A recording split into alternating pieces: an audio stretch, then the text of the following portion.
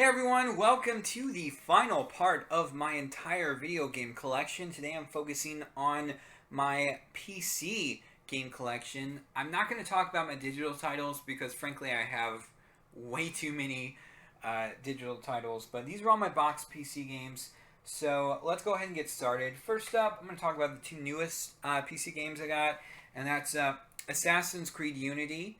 I have to say, I like this game, and I know it's gotten a lot of hate, but and rightly so for some of the things. But I like the game so far. I've been playing it on PC and on Xbox One, and it's fun.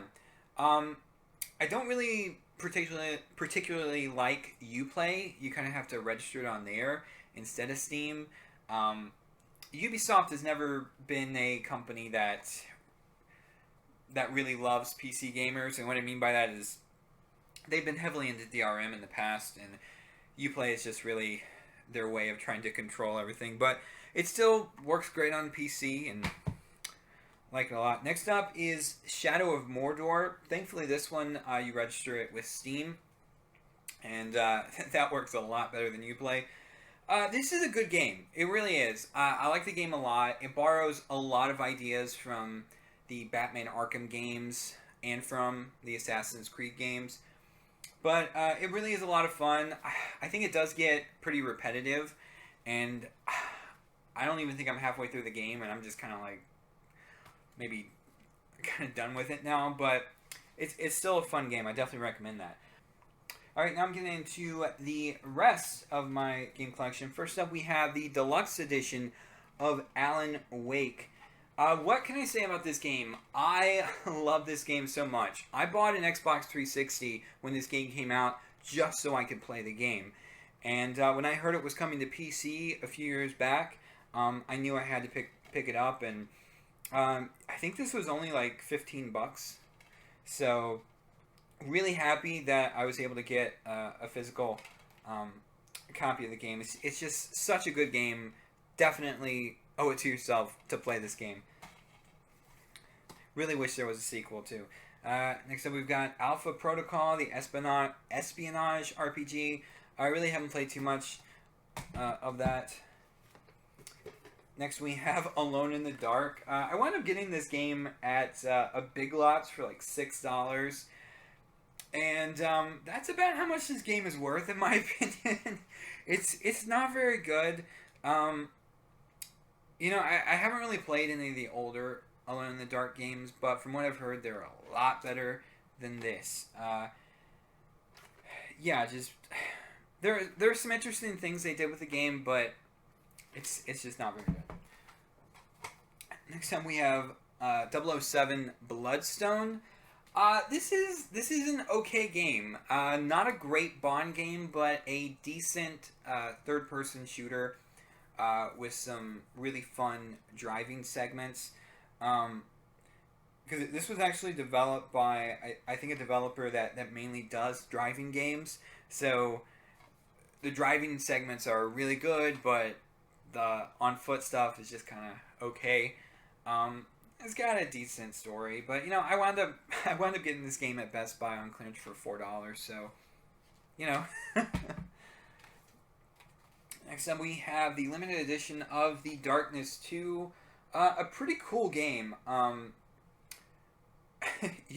It's pretty fun because you have, as you can see in here, you actually have these kind of tentacles that come out of your back, these demonic tentacles that you can control. It's pretty cool. We've got Devil May Cry 4. This looks great on the PC. Just a really cool game. Really cool game. Got Fallout New Vegas. I really enjoyed Fallout 3. I haven't been able to get into this game yet. I really do need to get back into that. Next we have Flatout Ultimate Carnage. This is another one I think I got at a Big Lots for cheap. And this is kind of like the Burnout games, just not as good. Next up is Front Mission Evolved. This is a pretty fun mech-based game. I think I got this online for $11. We've got Ghostbusters, the video game. Really, really cool game. Unfortunately, I because I have this bad habit of installing a game and then playing it for a little bit, and then buying more games and then trying to play those and just not having room on my hard drive. So I wound up having to install this, and I kind of uninstalled this, and I did that multiple times and ran out of activation codes. I didn't realize that could happen, but apparently it does. Next up is an older game, but this is the movies. This is run the studio, shoot the movies, make the stars.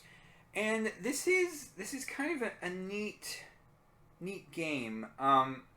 You can make movies in here. They're very limited, but it's still an interesting game.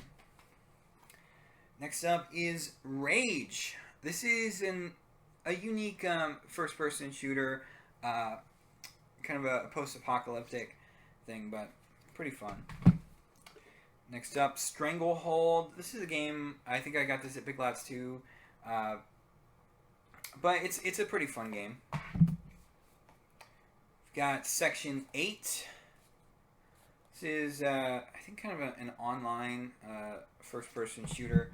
Haven't played it in a while.